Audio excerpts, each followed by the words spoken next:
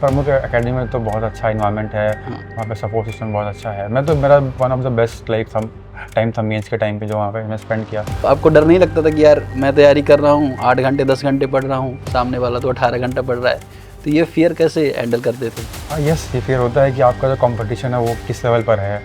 Library में आप 15 घंटे पढ़ाई कर रहे हो, आप कभी नहीं भी कर रहे हो, घर पे कुछ फंक्शन आ गया, पर आई थिंक होता है ना कि एक बिलीफ और एक प्लान, सॉलिड प्लान कि ठीक है मैं आज मैं फेल हुआ बट मैं कल मैं बाउंस बैक करूँगा।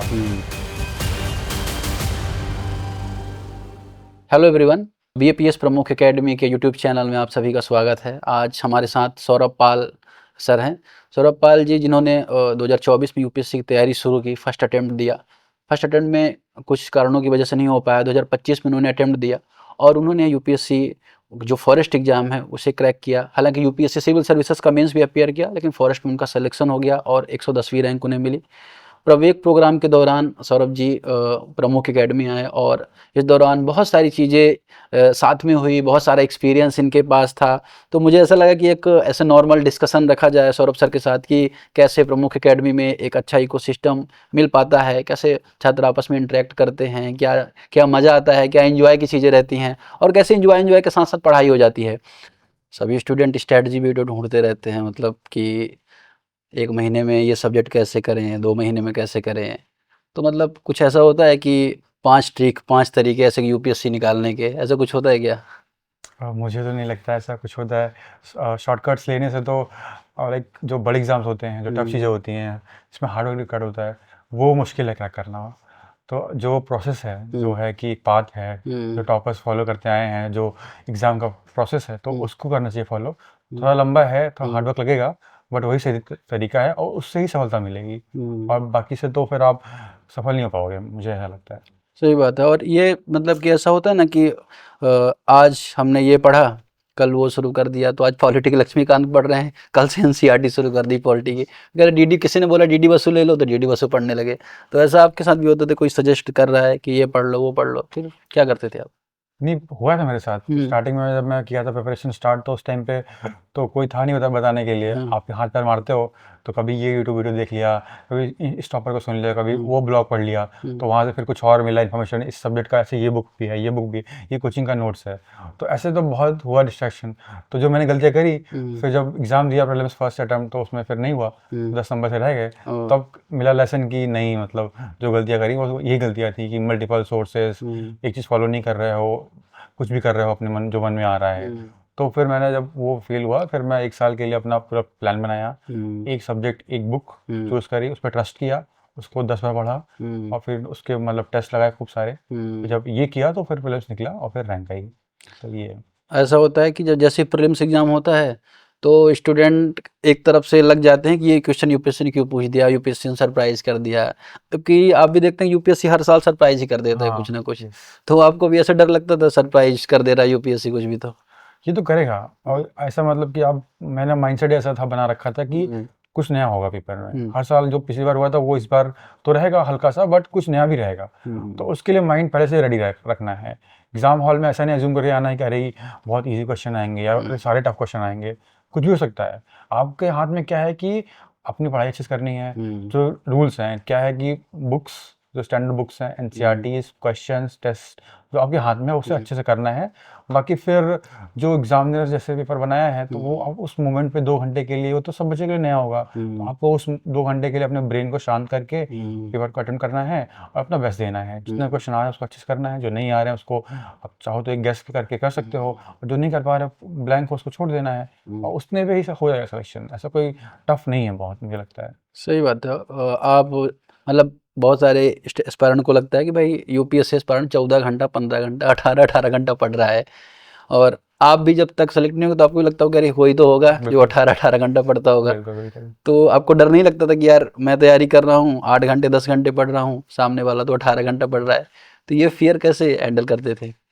हाँ यस, ये फिर होता है कि आपका जो कंपटीशन है वो किस लेवल पर है। लोग लाइब्रेरी में आप 15 घंटे पढ़ाई कर रहे हो, आप तो 10 घंटे कभी नहीं भी कर रहे हो, घर पे कुछ फंक्शन आ गया, कुछ कभी दोस्त कुछ पड़ गई इमरजेंसी, तो आप नहीं पढ़ पा रहे हो। तो ये होता है, बट आई थिंक होता है ना कि एक बिलीफ और एक प्लान, सॉलिड प्लान कि ठीक है मैं आज मैं फेल हुआ, मतलब आज मैं नहीं पढ़ पाया, बट मैं कल मैं बाउंस बैक करूंगा। मेरा मतलब वो एक दिन का गैप, वो 2-3 दिन का गैप नहीं बनना चाहिए। वो अगले दिन से ही बाउंस बैक करके पढ़ाई करनी है। और आई थिंक 8 घंटे रोज पढ़ाई करो 1 साल के लिए ना, तो वो बहुत बड़ा है, मतलब उतना कोई भी नहीं कर पाता। इवन होता है कि सस्टेनेबिलिटी का, आप 15 घंटे पढ़ोगे एक दिन, एक हफ्ते पढ़ लिया आपने, फिर अगले हफ्ते आप बहुत डाउन हो गए, अपनी इतनी लगा दी एनर्जी यहाँ पे, तो ब्रेन बोर हो गया, बहुत कुछ हो गया इशू। तो इससे बेटर है कि एक बैलेंस, सस्टेनेबिलिटी जो कहते हैं फोकस, तो उस पर फोकस करना है। तो 8 घंटे पढ़नी है, अच्छी स्लीप भी लेनी है, खाना भी अच्छा खाना है, और थोड़ा सा अपना वॉक करना है, खुद से बातें भी करनी है, चाहो तो मेडिटेशन भी कर लेना है कभी कभी 10-15 मिनट। तो ये बैलेंस में तो आप फिर लंबा सस्टेन करोगे, एग्जाम का जब फेलियर आएगा, कुछ प्रेशर आएगा, उसको भी डील कर पाओगे, और इवेंचुअली आपको वो मिल जाएगा सक्सेस। सही बात है। एकेडमी में आप रहते थे, प्रमुख एकेडमी में, तो मतलब फ्री टाइम भी होता रहा होगा। यस तो क्या मस्ती, क्या धमाल चलता था कुछ एकेडमी में कि? यस, प्रमुख एकेडमी में तो बहुत अच्छा इन्वायरमेंट है, हाँ। वहाँ पे सपोर्ट सिस्टम बहुत अच्छा है। मैं तो, मेरा one of the best life time था मेंस के टाइम पे, जो वहाँ पे मैं स्पेंड किया। दोस्ती बहुत अच्छी बनी थी वहाँ पे दोस्त लोग के साथ। तो वही था कि कभी कभी शाम को निकल के कुछ डिस्कस कर लिया, या कभी कुछ बाहर वो गार्डन में वॉक करते करते कुछ बातें कर लिए। मेनली क्या बातें होती थी कि अच्छा ये क्वेश्चन आएगा, इस क्वेश्चन पे क्या लिख सकते थे, क्या बेटर कर सकते थे। मेंस के टाइम पे तो वही बातें होती है नॉर्मल, या कभी कभी पॉलिटिक्स की बातें कर लिए, क्या चल रहा है, तो कभी कभी कुछ और ही बातें कर लिए। तो हाँ, मतलब आधे 1 घंटे का शाम को खाना खाने के बाद, जैसा शाम को चाय के टाइम पे ऐसे कुछ तो कर लिया डिस्कस। तो अच्छा, मतलब फन मोमेंट तो वही था मेंस के टाइम पे। बस। और खाना पीना कुछ यहाँ पे खास आपको यहाँ, क्योंकि बहुत सारे बच्चे उधर से आते हैं, नॉर्थ से या तो यूपी साइड से, बिहार से, गुजरात में, कुछ ऐसा आपने खाया कि अब मुझे ये अच्छा लगे, मैंने ट्राई नहीं किया था पहले? 1-2 डिश थी जो मैंने फर्स्ट ना। टाइम खाया। हाँ। तो जैसे ढोकला था, वो मैं खाया था वहाँ पे, बट हाँ। वो टेस्ट यहाँ का जो ओरिजिनल टेस्ट है ना, वो वहाँ पे अलाउड में वो टेस्ट नहीं था। वो ढोकला खमण में कंफ्यूजन तो नहीं नहीं लगता था स्टार्टिंग में? नहीं लगा था। वो अभी तक मुझे पता ही नहीं कि वो दोनों में क्या डिफरेंस है एग्जैक्टली। बट मैंने, हाँ, मतलब 5-6 डिश मैंने खाई ऐसी ऐसी, जो कि मैं वहाँ पे नहीं खाया था, यहाँ पर खाया मैंने। अभी नाम मैं रिकॉल नहीं कर पा रहा हूँ उतना अच्छा। खाने के बाद से नाम भूल जाता है। मतलब खाने में इतना टेस्टी था कि आप नाम केयर नहीं करते ये- यहाँ पे तो कभी कभी पानी पूरी कभी बफे हो जाता है कि पानी पूरी पानी पूरी, तो हाँ। ऐसा तो कभी कहीं होता नहीं। तो पता चला कि पानी पूरी खाने गए, 25-30 पानी पूरी ही खा ली। हाँ बिल्कुल बिल्कुल, नमकीन मैंने बहुत खाया यहाँ हाँ। पर, तो वो बहुत। चाय दूध का मिक्स, चाय भी, दूध भी। यस यस, काफी अच्छा था। और मतलब कि यहाँ पे गेम वगैरह कुछ खेलते थे आपकी, जैसे कभी तो ऐसे घूम लिया, फुटबॉल या कुछ भी ऐसा गेम, वॉलीबॉल की टाइम नहीं मिल पाता था ज़्यादा? नहीं, अब मैं टेनिस एक बार ट्राई किया था, हम्म। और तो मतलब टेबल टेनिस वहाँ पे है हाँ। अंदर नीचे, तो उसको मैं और दोस्त हम लोग कभी कई बार गए थे शाम को खेलने के लिए। बट वही था कि मेरे से टाइम पे टाइम ही नहीं होता। हाँ, ये तो सही आप बात। मतलब आप ये डिस्कस कर लो, बातें कर लो, हम्म। फिर इतना बिजी रहते पढ़ाई में कि फिर मिलता नहीं। बट आई थिंक मैं, तो और बच्चे थे उनको दिख रहा था, वो खेलते थे, वॉलीबॉल खेलते थे, वॉलीबॉल, तो वो काफ़ी सही था मतलब। सही है। और जैसे मान के चलिए कि अभी ना बहुत स्टूडेंट कंफ्यूज रहते हैं, मैं जैसे प्रीलिम्स पास होते हैं तो एकदम भटक जाते हैं कि अब क्या करूं, अब क्या करूं। तो मतलब आपका भटकाव आया होगा, प्रीलिम्स पास हुए होगे, फिर आपको अचानक से पता चला कि प्रमुख एकेडमी में ऐसा कुछ हो रहा है, तो फिर आपको कैसे ट्रस्ट हुआ? क्या क्या रीजन रहा, मतलब किसी से आपकी बात हुई थी? मैंने आपका वीडियो देखा था। अच्छा। शॉर्ट्स देखा था। हाँ। आई थिंक आपने डाला था, किसी यूट्यूब पर डाला था, हाँ। इवन टेलीग्राम पे मुझे मिला था वो अच्छा एक्चुअली। अच्छा। फिर मैंने आपको कांटेक्ट किया था, कॉल किया था, हाँ। आपने मुझे बताया, बातें सारी बताई। जी। फिर आपने मुझे नंबर दिया था हाँ। सर का, तो जी। फिर मैंने उनसे बात करी, फिर मैं कन्विंस हो गया था हाँ। कि this is the best place to right spend that men's का टाइम जो है राइट उसमें। राइट। तो फिर मैं जब पता किया कि फैसिलिटी यहाँ पर अवेलेबल है, रहने का, रीडिंग रूम की इतनी अच्छी फैसिलिटी है, मुझे तो कहीं इंडिया में इतनी अच्छी मतलब हमारे यहाँ लाइब्रेरी बोलते हैं उसको, यहाँ रीडिंग रूम बोलते हैं। रीडिंग रूम बोलते हैं। बट वो इतनी अच्छी कहीं पे नहीं है, चेयर्स, सही जो बात। स्पेसिंग है, जो एयर कंडीशन है, इवन एयर प्योरीफायर भी उसके अंदर है, तो इतना अच्छा इन्वायरमेंट पढ़ाई के लिए मुझे तो कहीं नहीं दिखा। तो फिर मैं दिल्ली में भी था, प्लस कॉस्टिंग का यहाँ पे एक अफोर्डेबल चीज़ है, वो बहुत मैटर। दिल्ली में हर चीज़ का कॉस्ट इतना ज़्यादा है कि एक एक लोअर मिडिल क्लास फैमिली नहीं अफोर्ड कर सकती सही उतना बात। अच्छे से। तो वो मुझे लगा था कि मैं अपना टाइम बेस्ट यूटिलाइज करने के लिए यहाँ जा सकता हूँ। और जो जो मुझे मेंटर्स, जो बातें जितने मुझे सब मुझे बहुत ही जेन्युइन लगे, तो फिर इसलिए मैं यहाँ पे फिर ट्रस्ट किया और मैं आ गया। ऐसा कोई दबाव वाला माहौल तो आपको महसूस नहीं हो रहा था कि अरे मैं आ गया हूँ, यहाँ पे मेरे दोस्त नहीं है, मेरे भाई नहीं है, ऐसा तो कुछ कभी फील नहीं होता था? नहीं नहीं, सब लोग इतना, आई थिंक गुजरात का एक कल्चर ही है मुझे लगता है, मैं जितने लोगों से मिला हूँ अभी, हाँ। तो सभी बहुत बहुत अच्छे लोग हैं, बहुत प्यारे लोग मुझे हैं, मुझे भी लगता है कि मतलब मीठे जो लोग हैं। हाँ पूरा कि एकदम मिठास रहती है हर यस बात यस। में। और दूसरा कि मतलब बहुत ज्यादा सेवा भाव रहता है, सेवा मुझे ऐसा लगता है कि कोई भी काम होता है ना वो जल्दी से कर देते हैं, बहुत जल्दी से। आप वेट नहीं करते कि आपका वेट कर रहे हैं, तो ये चीज़ हम्म। मतलब बहुत अच्छी लगती है यहाँ पे।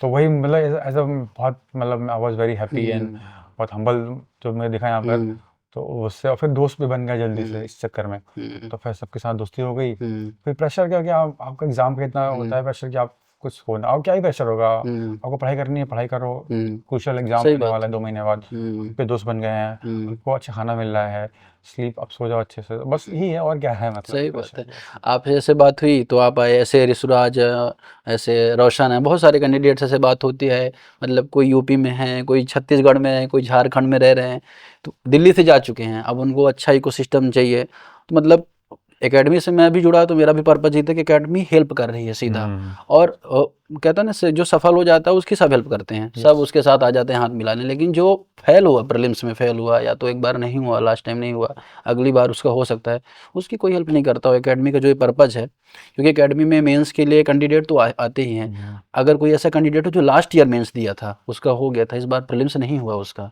उसे भी हम लोग बुला लेते हैं कि चलो ठीक है इस बार आ जाओ, सपोर्ट करते हैं, मतलब साथ में एक पुश करने का जो एलिमेंट है। कभी ऐसा मेंटोर से आपसे बात होती प्रिमांशु सर से, तो मतलब उनका क्या, आपका पर्सन टू पर्सन कैसा है उनका, आपका रिलेशन था दोनों का? I think one of the best mentors वो हैं मेरे। हम्म तो उनसे जब मैं फर्स्ट मतलब उन्होंने मुझे बहुत सपोर्ट किया है हम्म फर्स्ट टाइम इंटरेक्शन में। जब मैं वहाँ पे कंफ्यूज था, जब मैं हम्म आने का प्लान कर रहा था, हम्म तो उनसे मैं आई थिंक 5-6 बार मैंने उनको कॉल किया था। हम्म, हर चीज़ों को मतलब मेरे मन में इतने डाउट्स थे, इतने सही बात। क्वेश्चंस थे, हम्म तो उसको वेरीफाई करने के लिए सर मतलब बता दो। तो ऐसा उन्होंने मुझे सारे क्वेश्चन के आंसर बहुत ही अच्छे दिए थे, तो मैं कन्विंस कर लिया था मुझे कि कम हियर एंड हाँ we will do everything for you. तो उस फिर जब यहाँ पे आया तो फिर उनसे उन्होंने मुझे बहुत सेटल होने में भी बहुत हेल्प किया। हम्म फिर जब मैं सेटल हो गया, फिर जहाँ स्टडीज़ की बात आई, तो फिर उन्होंने मेरे ऐसे के कॉपीज़ वगैरह हम्म रीड किए, मुझे बताया कि हम्म ऐसे में यहाँ यहाँ इम्प्रूव कर सकते हो, हम्म लैंग्वेज कैसे इम्प्रूव कर सकते हो, थोड़ा सा न्यूज़पेपर पढ़ लो, हम्म मतलब एवरी सपोर्ट जो मुझे क्वेश्चन हुआ मेरे माइंड में कि हम्म, ऐसे मेरे को चाहिए, उन्होंने मुझे प्रोवाइड किया। तो ऐसा मतलब बेस्ट मेंटर मैं तो कहूँगा ये उनको। तो सही बात है। मुझे भी ऐसा लगता है ना कि मेंटोरशिप जिसको मिल गई उसका तो रिजल्ट पक्का हो, मतलब होने के चांसेस बहुत बढ़ बहुत जाते ज़्यादा। हैं, यस। क्योंकि कोचिंग तो सब कर रहे हैं, वो जा रहे हैं लाखों रुपए, इधर दे रहे हैं उधर दे रहे हैं। दिल्ली में मैं भी रहा 6-7 साल, तो मैंने देखा कि मेंटोर कभी इंटरेक्ट ही नहीं करता था, हाँ। कॉपी कोई और चेक कर रहा है, मेंटोरशिप कोई और दे रहा है। यस। लेकिन यहाँ पे थोड़ा सही है कि सामने मेंटोर कॉपी चेक कर दिए थे, तो एक हमें हमें वो कहते हैं ना कि ट्रस्ट हो जाता है एक मेंटोर से। पर्सनल टच हो जाता है ना, हमसे रेगुलर मिल रहे हो, सही बात सामने है। फीडबैक मिल रहा है आपके, हम्म तो वो लगता है कि हाँ जो बता रहे हैं सही बता रहे हैं। हम्म कोई रैंडम कॉपी चेक करेगा, रैंडम फीडबैक आएगा, तो आप उस पर ट्रस्ट नहीं करोगे, जब ट्रस्ट नहीं कर पाओगे तो इम्प्रूव नहीं करोगे। तो राइट, फीडबैक फीडबैक का रखा ही रखा रह जाएगा। सही बात है। तो अगर कोई बोलेगा सामने से, तो फिर आप उस पर काम नहीं करोगे, तो हम्म इम्प्रूवमेंट आएगा, फिर वही रिजल्ट में कन्वर्ट होगा। और दोस्त लोग भी रहते हैं, तो चलो मज़ा नहीं आया तो चलो ये टॉपिक पे डिस्कस कर लेते हैं, डिस्कशन रूम चले गए, सभी लोग डिस्कस कर लिए टॉपिक यस पे, चलो वही इस पे वही। मुद्दे पे, मतलब एक बिल्डिंग में रहने पे एक मज़ा तो है कि एक बिल्डिंग में रहो, एक पढ़ाई भी, इन्वायरमेंट है, कल्चर हाँ है पूरा एक एक पूरा स्टडी कल्चर का। है। हाँ। सही बात है।